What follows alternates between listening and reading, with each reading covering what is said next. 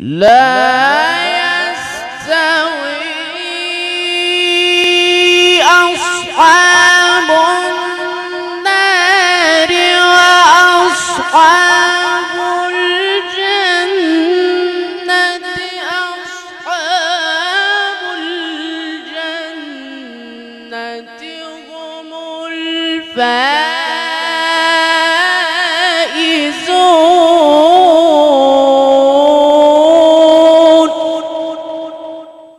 لو أنزلنا هذا القرآن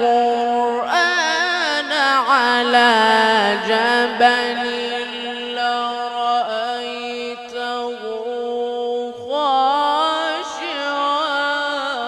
خاشعا متصدعا من خشية الله.